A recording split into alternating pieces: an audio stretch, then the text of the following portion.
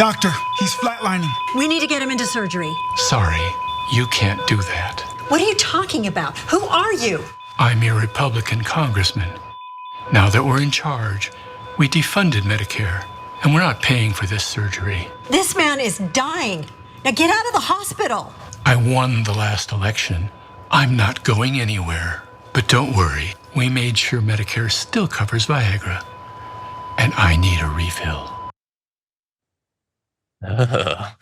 Deeply creepy. And I know a lot of you are probably thinking, that actor looks familiar. Who is that? I checked.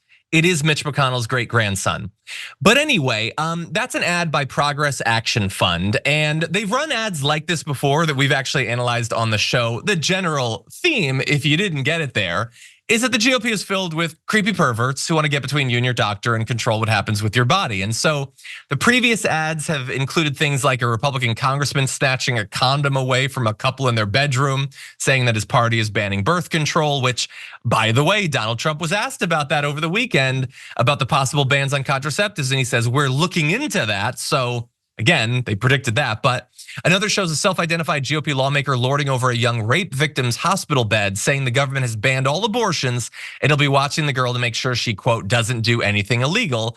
And bear in mind, there are multiple states that have no exceptions whatsoever. And as I will never miss an opportunity to point this out, even the states that have exceptions, yeah, good luck actually using them, which we'll talk about in a little bit on the show. A storm is tearing up the digital media industry. Only our audience can save us in these difficult times. Help us reach our goal of 100,000 new members at tyt.com/team. Danielle, this is, I think, it's a strange strategy of really trying to creep people out, but it kind of is tied in with this new turn to focusing on how weird the GOP is on. What do you think about ads like that?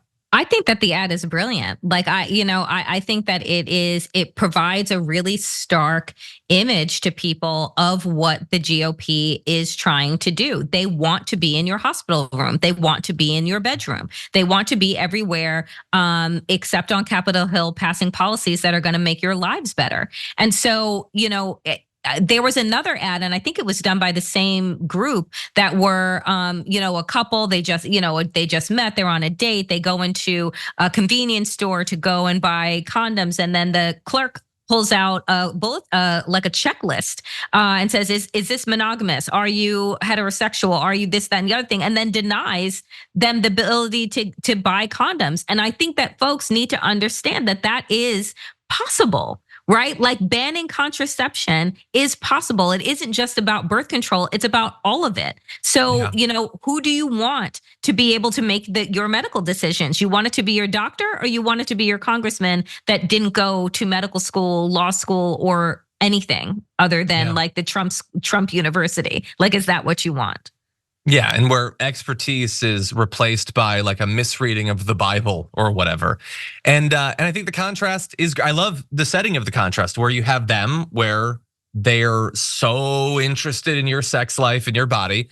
And then on the other side, you have like Tim Walz saying like, I grew up in a small town and the code is mind your damn business.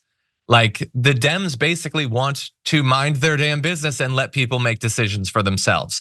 And by the way, so we've talked about some of the other ads, but the core of that first ad was that they're making these cuts to things like Medicare. Well, in case you haven't been following some of what the right has been saying about this, there's a reason they're focusing on this. Take a look at House Speaker Mike Johnson. It's difficult as somebody dedicated to principles of limited government to see the ballooning out of the deficit and a complete abandonment of entitlement reform. Your thoughts? We'll start with Mike and we'll go to Mark. We have to get back to it as a number one priority. The CBO says that entitlement spending, which they define as Medicare, Medicaid, Social Security, interest on the debt, right? Those four obligations will eclipse GDP in a dozen years or something. I mean, this can no longer be kicked down the road. You can't wait 8 years to address this. It has to happen yesterday. Yeah, and so there he's presenting himself as like, I'm just being responsible. Everybody's been so irresponsible. And so obviously the only thing we can do is starve your grandma and make it so you can't get medical care. I mean, that's the only responsible thing. I mean, like in theory, we could have not been spending like the better part of $1 trillion every year on a military going back for a decade or two. But let's not talk about that. Let's focus on the thing we like to cut. And so I don't think it's unfair in ads like this to point out that that's what they want to do. They never miss an opportunity to preview it.